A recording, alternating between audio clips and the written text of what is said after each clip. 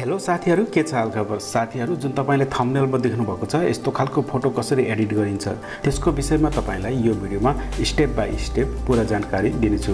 Video सुरु गर्नुभन्दा अगाडि यदि तपाई पहिलोचोटि मेरो च्यानलमा आइपुग्नु भएको छ भने मेरो च्यानललाई प्लिज सब्स्क्राइब गर्नु होला, भिडियोलाई लाइक गर्नु होला। अब भिडियो सुरु गरौँ। यस्तो खालको फोटो एडिट गर्नको लागि चाहिँ तपाईलाई एउटा एप्लिकेसनको जरुरी पर्छ। त्यो एप्लिकेसन चाहिँ प्ले स्टोरमा पाइन्छ अथवा मैले तल भिडियोको डिस्क्रिप्सनमा लिंक दिएको छ, त्यहाँबाट पनि तपाईले डाइरेक्ट डाउनलोड गर्न सक्नुहुन्छ। मैले चाहिँ डाउनलोड गरिसकेको छ। बस तपाईलाई देखाउनको लागि चाहिँ म एकछिन प्ले स्टोरमा तपाईलाई लैजान्छु। प्ले स्टोरमा ट्याप गर्नु होला। त्यसपछि यहाँ सर्च गर्नुपर्ने हुन्छ। तपाईले फेस प्रोजेक्टर टाइप गर्नु होला। त्यसपछि यहाँ तपाईले देख्न सक्नुहुन्छ फेस प्रोजेक्टर यहाँ नम्बर 2 मा छ। यसलाई तपाईले डाउनलोड गर्नु होला।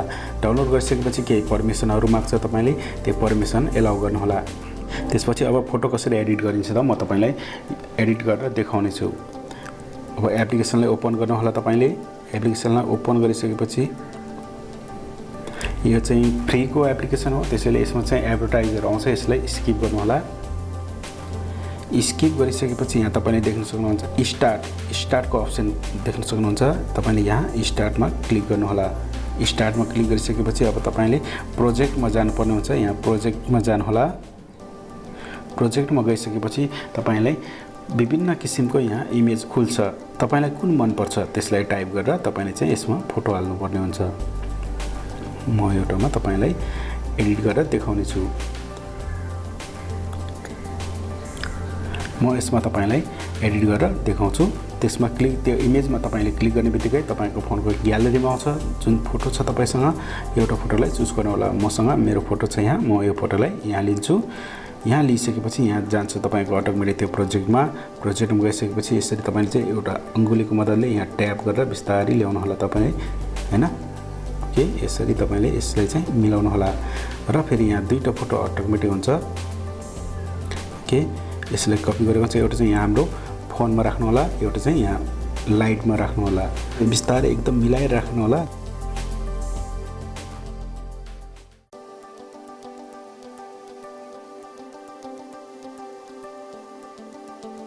फोनको पीएनजी मा एउटा सेट गर्यो, अर्कोलाई चाहिँ तपाईले यहाँ सेट गर्नु होला।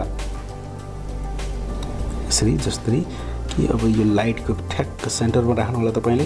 जस्तै तपाईले चाहिँ यो रियल लागोस्, फेक नलागोस्। ओके, यतिमा ठीक छ, रियल लाग्छ। यसरी सेट गरिसकेपछि तपाईले यहाँ टेक्स्टको अप्सन छ। तपाईले त्यो टेक्स्टमा टाइप गरेर तपाईले यहाँ केही लेख्नु छ भने तपाईले लेख्न सक्नुहुन्छ। यदि बस तपाईलाई यति नै ठीक छ भनेपछि यो सेभको अप्सनमा क्लिक गर्यो भने तपाईको फोनमा सेभ हुन्छ।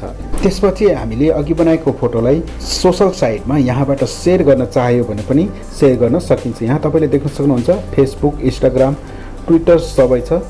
यदि तपाईले चाह्यो भने यहाँबाट तपाईले डाइरेक्ट शेयर गर्न सक्नुहुनेछ। साथीहरु, तपाईलाई यो भिडियो कस्तो लाग्यो? यदि तपाईलाई यो भिडियो मन पर्यो भने प्लिज लाइक गर्नु होला, च्यानललाई सब्स्क्राइब गर्नु होला। सधैं खुसी रहने गर्नु साथीहरु। अर्को भिडियोमा फेरि भेटौँला।